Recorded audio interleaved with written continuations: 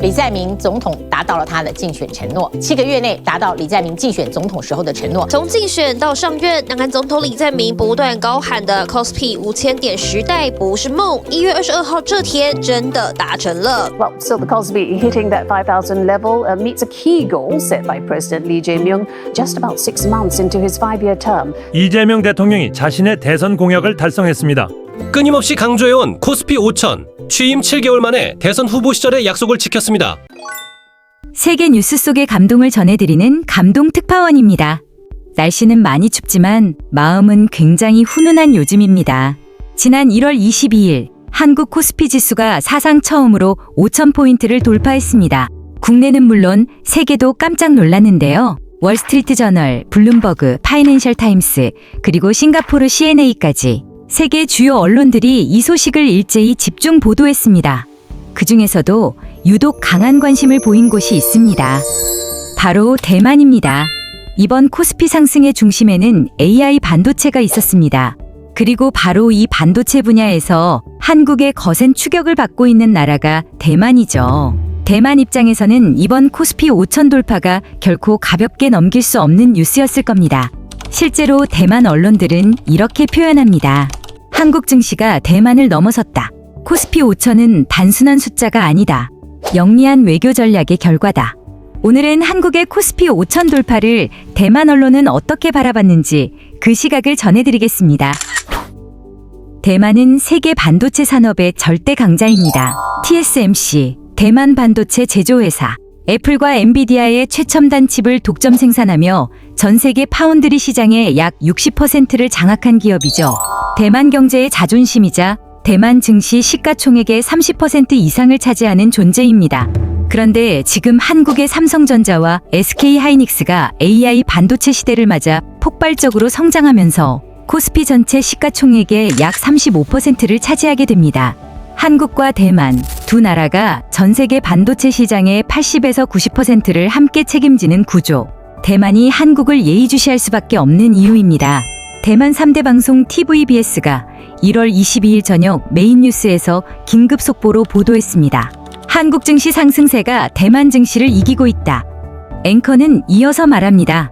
1980년 코스피 지수 산출 이후 오늘 마침내 5,000선이라는 대기록을 세웠다. 2,000포인트에서 5,000포인트까지 18년 5개월의 대장정이 끝났다. 그리고 일부 대만 전문가들은 2개월 내에 6,000포인트까지 상승할 가능성도 배제하지 않는다고 말합니다. 여기서 TVBS가 특별히 강조한 부분이 있습니다. 바로 급등 배경입니다. TVBS는 화면에 이렇게 띄웁니다. AI 열풍을 타고 부활한 반도체 두 공룡 기업 삼성전자와 SK하이닉스, 그리고 또 하나 정부의 자본시장 개혁으로 코리아 디스카운트 해소. 대만 방송이 한국 정부의 정책까지 구체적으로 언급한 겁니다. 이건 단순 보도가 아니라 대만 입장에서 한국의 성공 요인을 분석하고 있다는 의미입니다. 그렇다면 실제 수치는 어떨까요? 최근 2년간 대만 증시의 대표 지수인 가권 지수는 약 45% 상승. 반면 한국 코스피는 불과 7개월 만에 85% 상승. 거의 2배가 올랐습니다. 속도와 기세면에서 한국 증시가 확연히 앞서고 있다는 상황입니다. 대만 언론들은 이번 코스피 5000 돌파를 단순한 경제 수치가 아니라 이재명 대통령의 정치적 약속 이행과 리더십의 결과로 해석했다고 전합니다. 코리아 디스카운트를 코리아 프리미엄으로 바꾼 강력한 외교력이 한몫했다는 거겠지요. 여기서 한 가지 중요한 장면이 등장합니다. 코스피 5000 돌파 하루 전인 1월 21일 대만 외교부 산하 공식 영어 채널 타이완 플러스에서는 무려 25분 분량의 심층 토론 프로그램이 방영됩니다. 프로그램 제목은 이렇습니다. 한국의 이재명, 미국, 중국, 북한 사이에서 균형을 잡다. 이 방송에서 대만의 국제정치 전문가들은 한국의 외교를 단순한 친미나 친중으로 보지 않았습니다. 오히려 이렇게 분석합니다. 한국에게 가장 큰 안보 위협은 중국이 아니라 북한이다. 그렇기 때문에 한국은 중국과의 관계를 단절이 아닌 관리의 대상으로 보고 있다. 또 하나 매우 중요한 지적도 나옵니다. 북한 무역의 약 90%는 중국에 의존하고 있다. 중국은 여전히 북한의 결정적인 경제적 영향력을 갖고 있다. 대만 전문가들은 이 점을 들어 이렇게 결론 내립니다. 한국의 대중외교는 정치적 선택이 아니라 북한 리스크와 전쟁 프리미엄을 낮추기 위한 경제 안보 전략이다. 이 분석은 곧바로 주식시장 이야기로 이어집니다.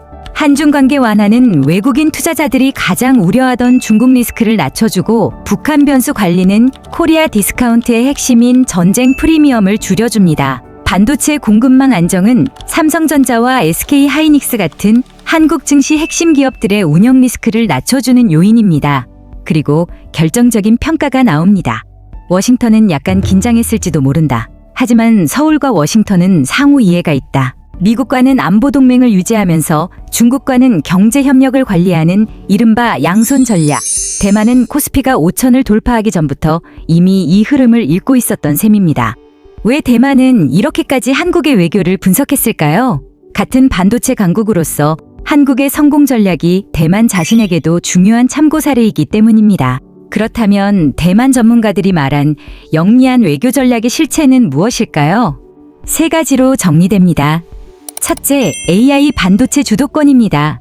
삼성전자와 SK 하이닉스가 엔비디아와의 협력을 강화하면서 AI 시대의 핵심 기술인 HBM 메모리 시장을 선점했습니다. 특히 SK 하이닉스는 엔비디아 H200 칩에 독점 공급하며 세계 HBM 시장의 50% 이상을 장악했죠.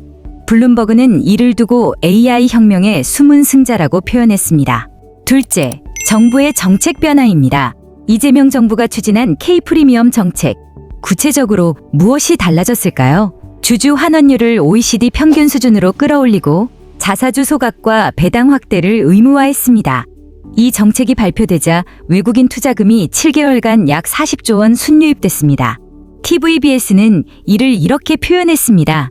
코리아 디스카운트의 오명을 벗어던지다. 셋째, 지정학적 긴장 완화입니다. 미국과는 안보 동맹을 유지하면서 중국과는 경제 협력을 관리하는 양손 전략.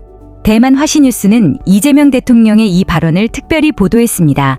한국이 대만보다 불리하지 않게 하겠다는 합의를 이미 미국 측과 사전에 마쳤습니다. 외교적 균형이 투자 리스크를 낮춘 겁니다. 기술과 정책, 그리고 외교, 세 박자가 완벽하게 맞아떨어진 순간이었습니다.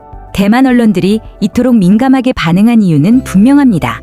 코스피 5천은 단순한 숫자가 아니었기 때문입니다.